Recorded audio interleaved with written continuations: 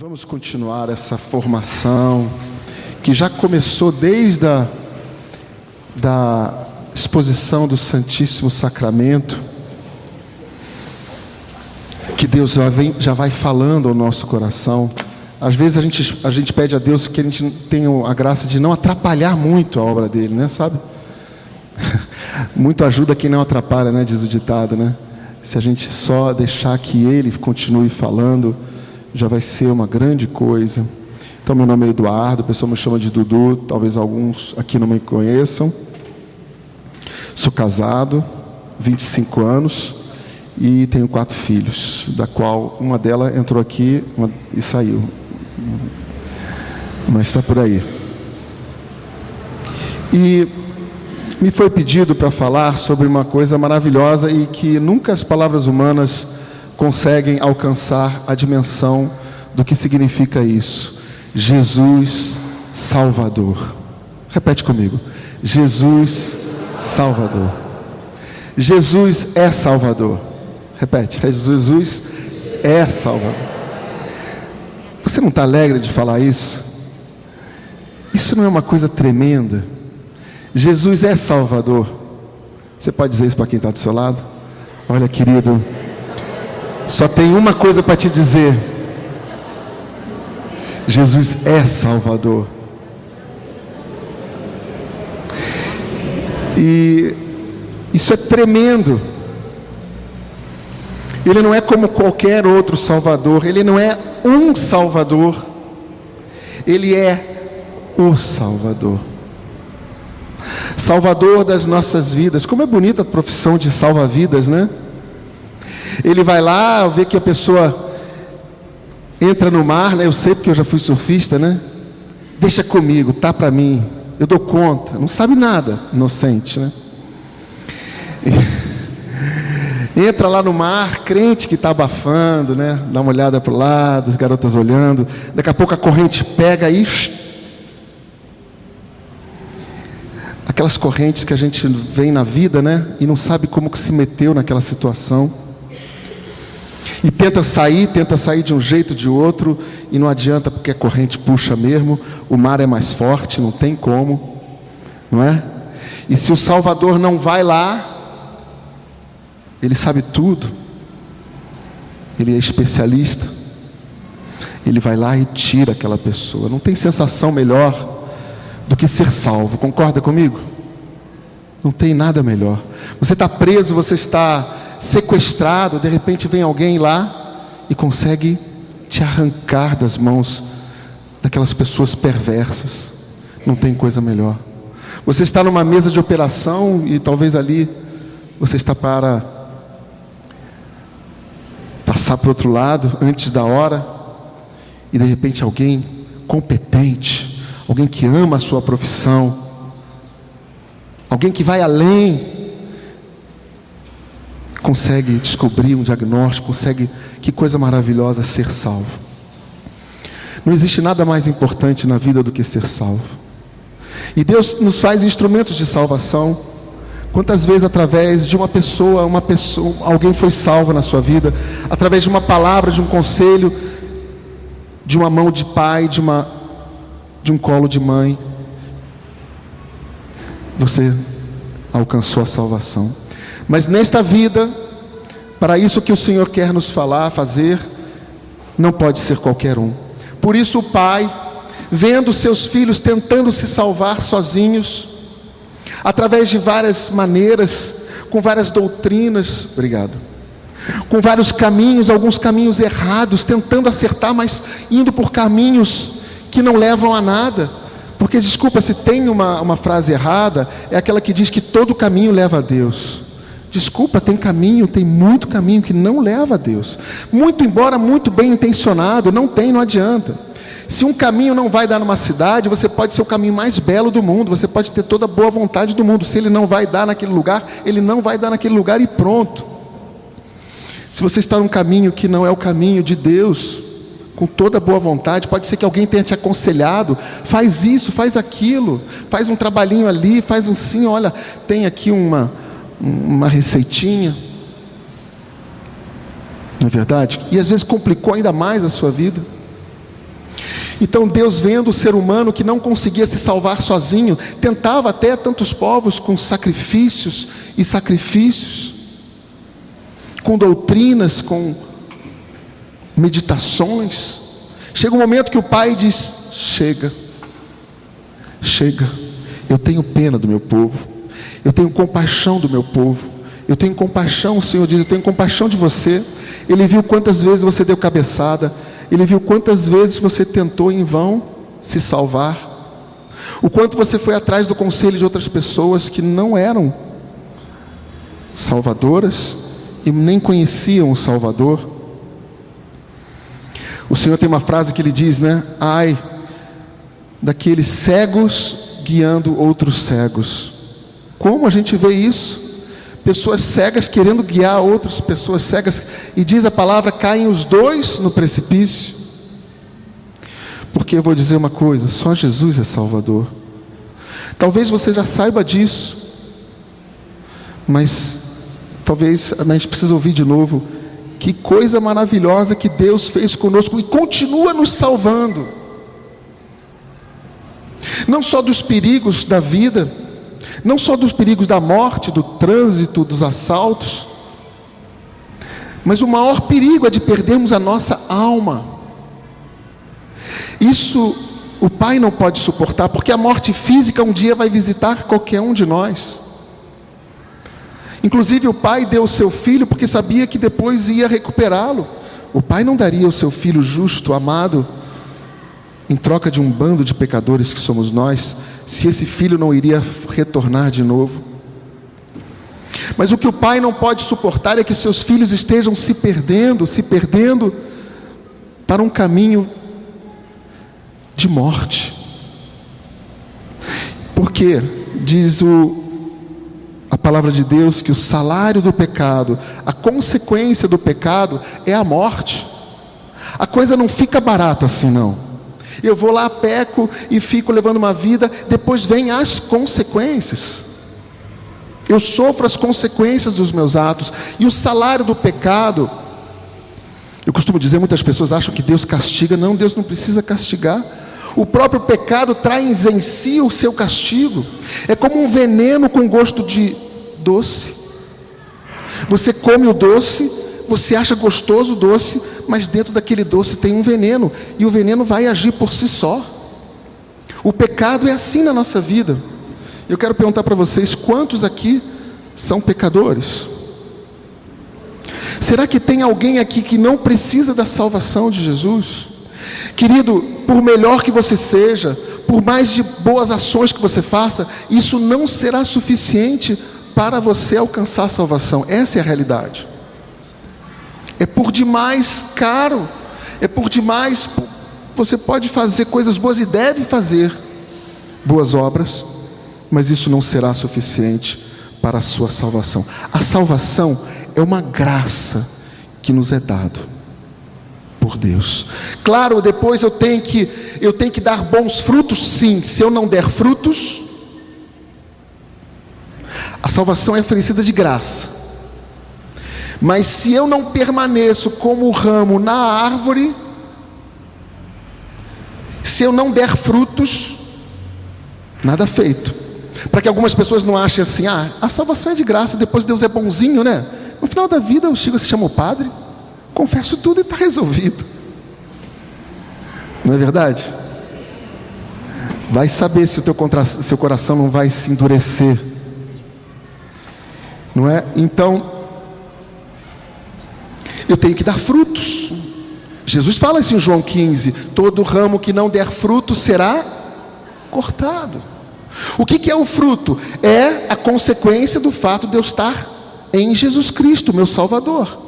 Se eu estou nele, mas me recuso a dar frutos, eu vou à igreja, eu escuto a palavra de Deus, mas eu não quero mudar de vida, a vida de Deus não está operando em mim. E quando Jesus vier buscar o seu fruto, Ele vai procurar. Ele vai procurar. E Ele vai pedir na medida de cada um puder dar. Pega a sua Bíblia em Lucas 1, 67. Lucas capítulo 1.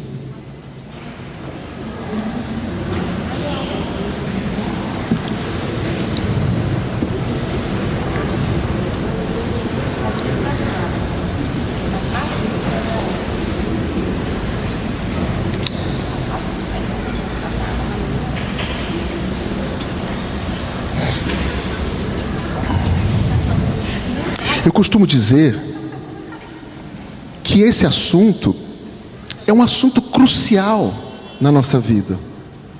Não é apenas papo de igreja. Porque se não fosse uma coisa dramática, Jesus não teria feito o que fez. Meus irmãos, Jesus não morreu na cruz para ficar bonito, para depois ser tema de filme do Mel Gibson, para a gente chorar. Não. Jesus fez, Ele arriscou tudo, Ele deu tudo para trazer a humanidade toda de volta para o Pai, para abrir um caminho. Não foi assim tão fácil, foi muito duro e difícil. E o duro é quando essa obra é de salvação é em vão na minha vida. Quando Jesus oferece a sua salvação,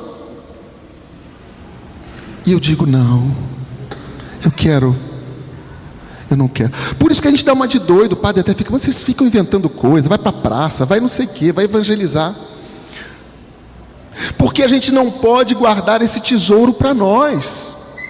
Se eu sei que a salvação do meu irmão está ao meu alcance dele, como é que eu não vou levar essa salvação? Se eu sei que eu tenho um antídoto na minha mão e o irmão está com uma doença incurável, como que eu não vou tentar convencê-lo de que existe um remédio? Como que eu não vou fazer isso? Não é verdade? É isso. Jesus produziu o remédio, o antídoto lá na cruz. Você sabe como é que são produzidas as vacinas? Eu não sei se é no animal, quem é injetado, a própria doença é injetada, aquilo ali produz o anticorpos, não é isso? E depois, Jesus assumiu o nosso pecado na cruz e produziu com o seu sangue o antídoto para a nossa salvação. É claro que isso aí é uma linguagem espiritual. Ninguém vai receber um frasquinho para tomar. Mas no mundo espiritual é assim que acontece. Ele morreu na cruz. Ele derramou o seu sangue precioso. Jesus não nos salvou apenas porque morreu na cruz, mas porque Ele foi obediente até a morte, e morte de cruz. Vamos lá, Lucas 1,67. Zacarias. Quem era Zacarias, gente? Pai de João Batista. Ficou cheio do Espírito Santo e profetizou. Então a gente já pode saber que Zacarias, cheio do Espírito Santo, só iria dizer coisas maravilhosas. E quando a boca dele se abriu, porque ele estava sem fala, por um motivo que não convém, não interessa aqui a gente falar. Quando a boca dele se abriu, ele começou a louvar a Deus. Ele começou a dizer: bendito seja o Senhor, Deus de Israel, porque visitou e resgatou o seu povo. Visitou, meu querido, Deus veio a nós. Não foi você que veio a Ele, foi Ele que foi até você. Você sabia disso? Ele usou a boca de um irmão, Ele usou alguma situação na sua vida, mas foi Ele que foi te buscar, como bom pastor que vai e tira a ovelha já lá da boca do lobo, e se embola com o lobo, e vence aquele lobo, e tira aquela ovelha. Assim, embora você não consiga enxergar as coisas, é isso que Ele está fazendo, é isso que Ele fez, porque visitou e resgatou o seu povo, e suscitou-nos um poderoso Salvador, na casa de Davi seu servo, como havia anunciado desde os primeiros tempos, mediante os seus santos profetas, para nos livrar dos nossos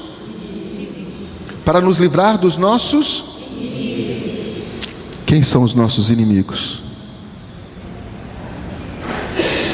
É aquela peste que mora lá em casa. É meu irmão que é os meus inimigos. Pega no meu pé. Aquele patrão. O Senhor veio me livrar daquele meu inimigo. Tem gente que reza assim, sabe? Não é ele, não. o inimigo da tua salvação, aquele que te quis manter cativo, e das mãos de todos que nos odeiam. Assim exerce sua misericórdia com nossos pais, e se recorda de sua santa aliança, segundo o juramento que fez a nosso pai Abraão, de nos conceder que, sem temor e libertados de mãos inimigas. Então você já está sabendo que a salvação de Jesus significa a libertação do inimigo, do maligno na nossa vida. Ele quebra, Ele te liberta do inimigo, do maligno. Amém? Ele te liberta, Ele me liberta de uma vida de escravidão, de uma vida presa às vezes a sentimentos tão negativos. Tem pessoas que sabem disso antes de conhecer o Senhor, como tinha sentimentos de ódio, ressentimento, mágoa, rancor, vingança. O pecado dominava. Libertados de mãos inimigas, versículo 74, possamos servi-lo em santidade e justiça em sua presença todos os dias da nossa vida. Todos os dias. Todos os dias. Não só um dia. Todos os dias. O caminho de Jesus é um caminho que não tem mais volta. Não tem mais volta. Por que querer voltar de novo à vida velha?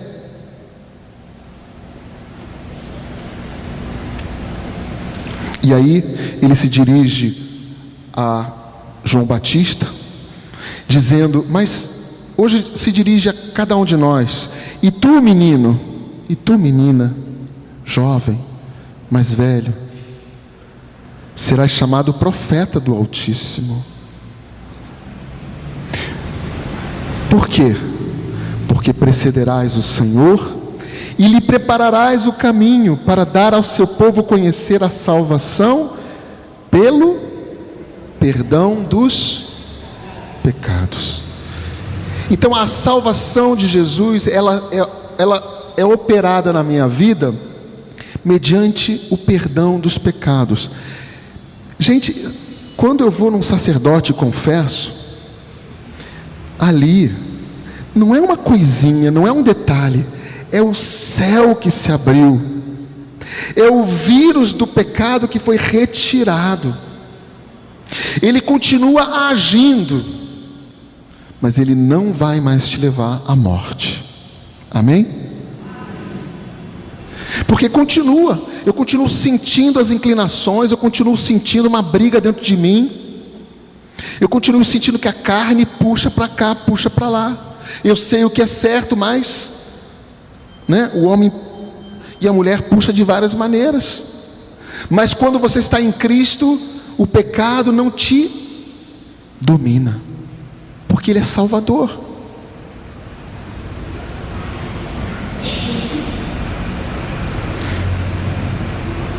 Graças à ternura e misericórdia de nosso Deus, vamos juntos, que nos vai trazer do alto a visita do sol nascente, que há de iluminar os que jazem nas trevas e na sombra da morte, e dirigir os nossos passos no caminho da paz.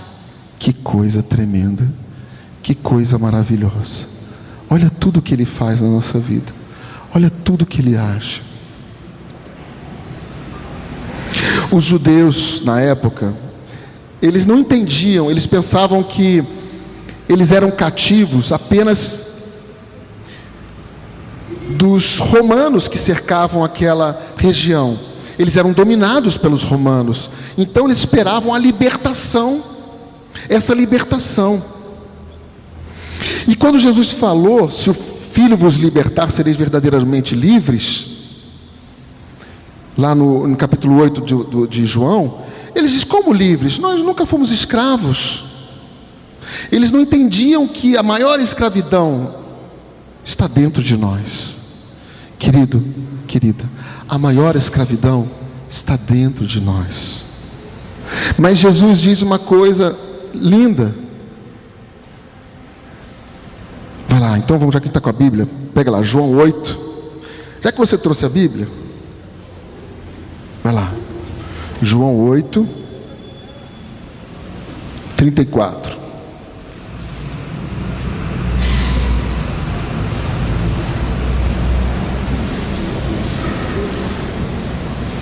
Vai no 33. Essa conversa de Jesus com os doutores da lei é muito interessante. Ele tinha dito, né? Ele tinha dito uma frase muito importante que muitos conhecem: conhecereis a verdade e a verdade vos libertará. A verdade liberta, não é verdade?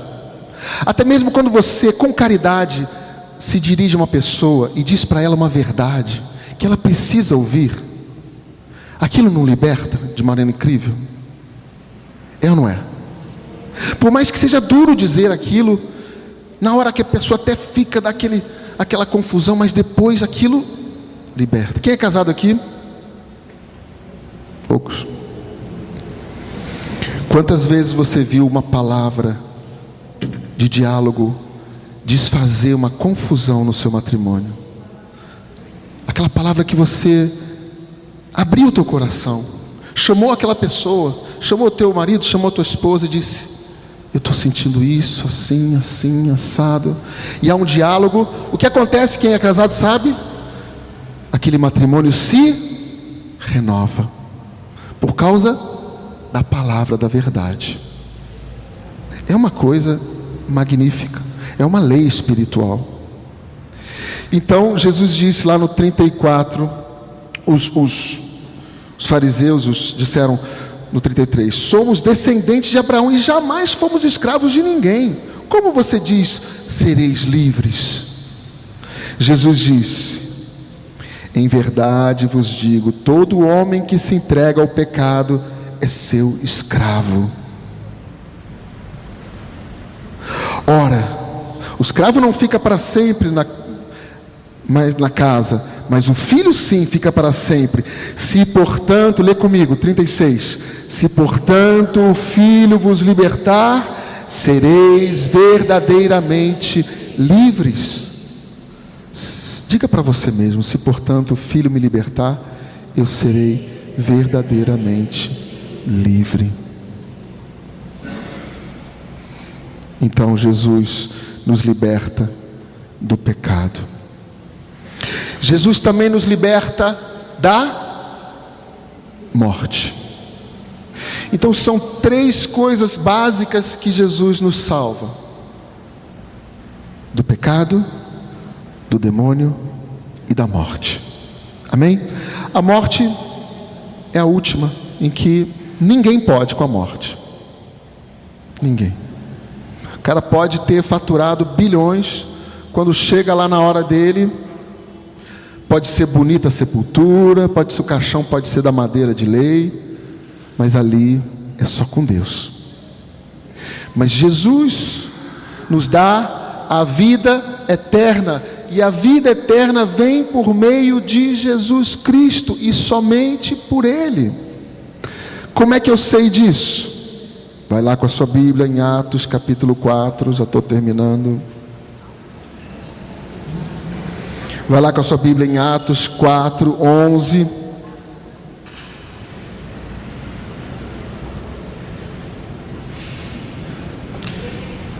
Atos dos Apóstolos, capítulo 4, versículo 11.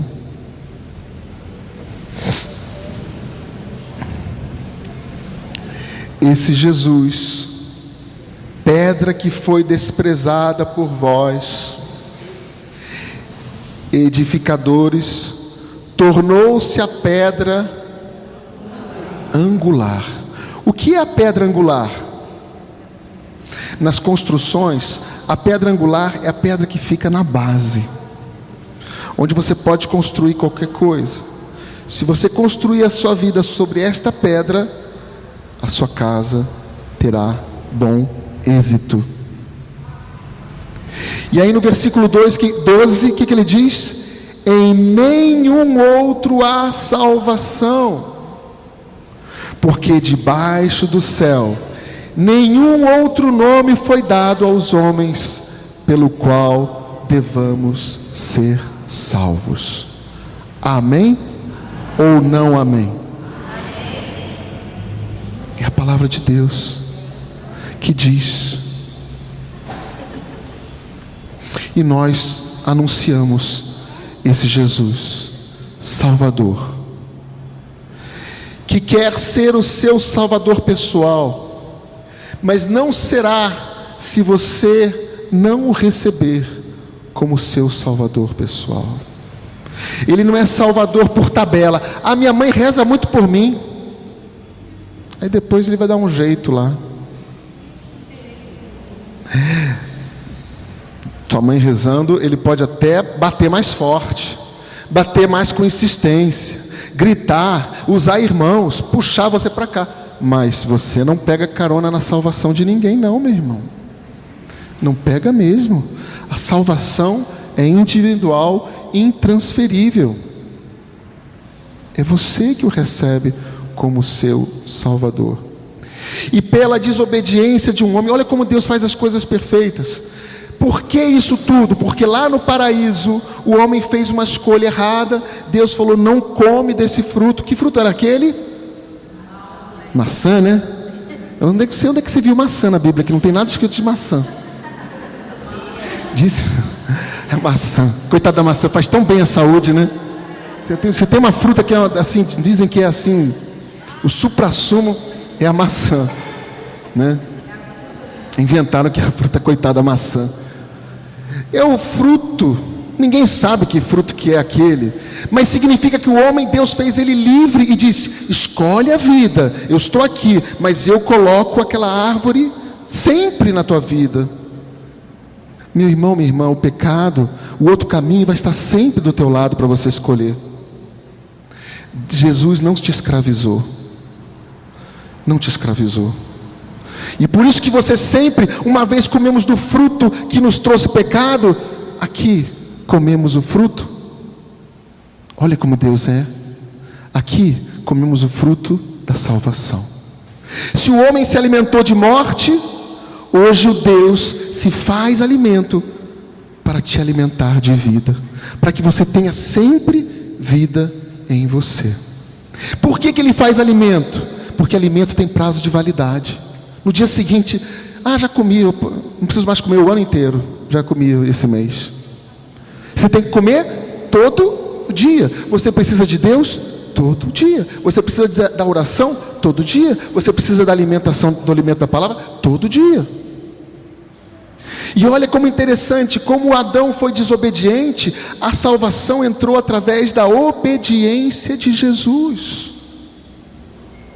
Pai, afasta de mim esse cálice, mas não seja feita a minha vontade, mas a tua. Ali ele foi obediente até a morte de cruz. Diz São Paulo em Filipenses, ele sendo de condição divina, não se utilizou da sua condição divina, mas se esvaziou, que eles chamam de kenosis. Ele se aniquilou, tornando-se escravo e semelhante aos homens, e sendo exteriormente reconhecido como homem, se tornou obediente até a morte, e a morte de cruz. Por isso Deus lhe exaltou soberanamente, e lhe outorgou um nome que está acima de todo nome, para que ao nome de Jesus se dobre todo joelho, no céu, na terra e nos infernos, e toda boca proclame para a glória de Deus Pai, que Jesus Cristo é o Senhor. Amém? Lhe exaltou soberanamente, e lhe outorgou um nome que está acima de todo nome, para que ao nome de Jesus se dobre todo joelho, no céu, na terra e nos infernos, e toda boca proclame para a glória de Deus Pai, que Jesus Cristo é o Senhor. Amém?